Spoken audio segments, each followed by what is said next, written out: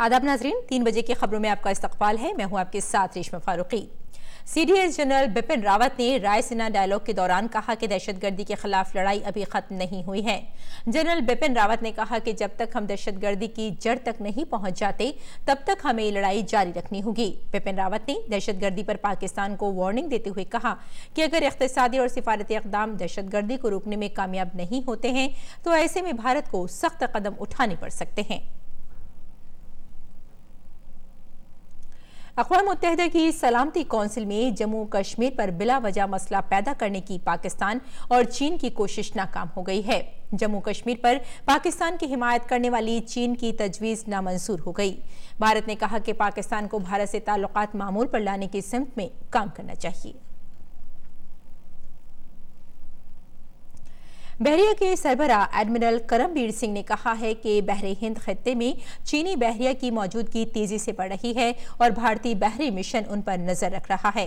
Raisina dialogue में panel discussion के दौरान उन्होंने कहा कि ऐसे वाकयात भी हुए हैं जब पीपल्स लिबरेशन आर्मी यानी PLA के जहाज भारत के खुसूसी इख्तिसादी शोबे में दाखिल हो गए। उन्होंने कहा कि ये भारत के मफादात को मुतासर करता है। जवाहरलाल नेहरू यूनिवर्सिटी में फीस में इजाफे की मुखालफत करने वाले तलबा के एक ग्रुप के जरिए रजिस्ट्रेशन का बायकॉट करने के दरमियान आइंदा सेमेस्टर के लिए रजिस्ट्रेशन की तारीख में एक मरतबा फिर तौसी की गई है और उसे अब 17 जनवरी को किया गया है। यूनिवर्सिटी के एक सीनियर अफसर ने बताया कि सरमाई सेशन के दरमियान लेट फीस के बगैर रजिस्ट्रेशन फीस की मुद्दत बढ़ाकर 17 जनवरी कर दी गई है। वहीं 500 रुपए लेट फीस के साथ रजिस्ट्रेशन 9 फरवरी तक कराया जा सकता है।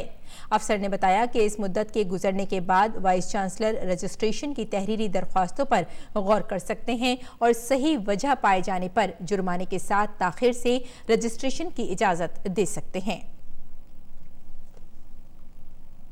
पार्लियामेंट की बजट इजलास आइंदा 31 जनवरी से शुरू हो रहा है जो 3 अप्रैल तक चलेगा।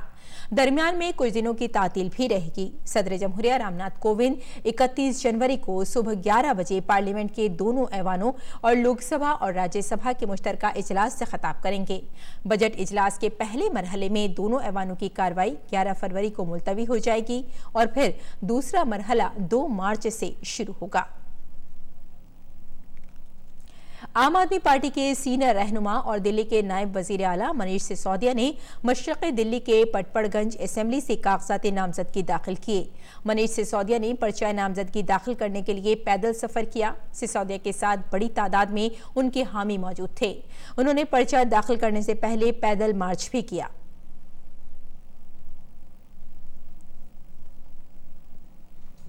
जम्मू और कश्मीर से मुताल्लिक़ मोदी हुकूमत ने एक बड़ी पहल की है। 18 जनवरी से 23 जनवरी के दरमियान 36 वज़रा जम्मू कश्मीर जाएंगे और 6 दिनों में तकरीबन 60 मकामात पर सूरत हाल का जायजा लेंगे। दफा 370 हटने के बाद जम्मू कश्मीर को होने वाले फायदे के बारे में लोगों को जानकारी देंगे और मरकज के ज़ेर इंतजाम इलाके से मुताल्लिक़ मरकज के मंसूबों पर भी लोगों से बातचीत करेंगे।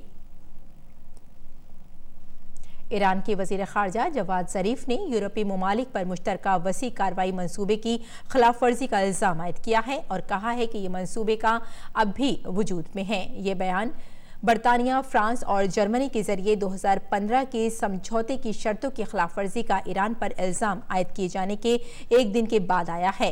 इस समझौते के बरखिलाफ ईरान ने 5 जनवरी को ऐलान किया था कि अब वो यूरेनियम अफजूदगी की हुदूद को तस्लीम नहीं करेगा। हालांकि उसने ये भी कहा कि उसका इरादा न्यूक्लियाई असलहे बनाने का नहीं है और जैसे ही अमेरिका पाबंदी हटाएगा वो 2015 के समझौते की पासदारी करेगा। अमेरिका में मुआवजे की तहरीक के मुंतजमीन ने सीनेट के रिपब्लिकन लीडर मिच मैकोनेल को मुआवजे की तहरीक से मुताल्लिक़ दस्तावेज दे दिए हैं। इसके साथ ही रस्मी नोटिफिकेशन भी है जिसमें कहा गया है कि वो मुआवजे की तहरीक से मुताल्लिक़ कार्रवाई शुरू करने के लिए तैयार हैं। ये अमेरिका की तारीख में सदर के खिलाफ तीसरी मुआवजे की तहरीक है। मुकदमे की कार्रवाई 21 जनवरी को शुरू होने का इम्कान है जिसकी सरबराही सुप्रीम कोर्ट के चीफ जस्टिस करेंगे। मुकदमे के दौरान व्हाइट हाउस की तरफ से सदर का दिफा किया जाएगा। रूसी सदर व्लादिमीर पुतिन ने वजीर आजम के ओहदे के लिए टेक्स सर्विस के सरबराह मिखाइल मिशुस्तिन के नाम की तजवीज़ पेश की है। वो मुल्क के अगले वजीर आजम हो सकते हैं। 53 साल मिशुस्तिन की तकर्री की तजवीज़ दिमित्री मेदवेदेव के मुस्तैफी होने के बाद आई है। मिशुस्तिन को रूस की पार्लियामेंट से एक हफ्ते के अंदर तकर्री की मंजूरी लेनी होगी। तुर्की की एक अदालत ने तकरीबन 3 साल बाद विकिपीडिया पर लगी पाबंदी हटा दी है। चीन के अलावा तुर्की ही एक वाहिद मुल्क है जिसने ऑनलाइन इंसाइक्लोपीडिया मानी जाने वाली विकिपीडिया को पूरी तरह ब्लॉक कर रखा था।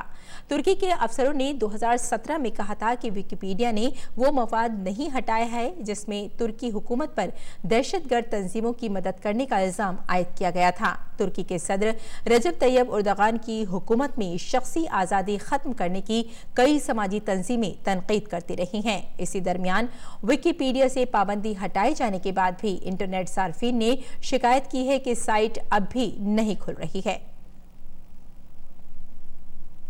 तो नाज़रीन, इस वक्त की खास खबरों में फिलहाल इतना ही। इजाजत दें। आदाब।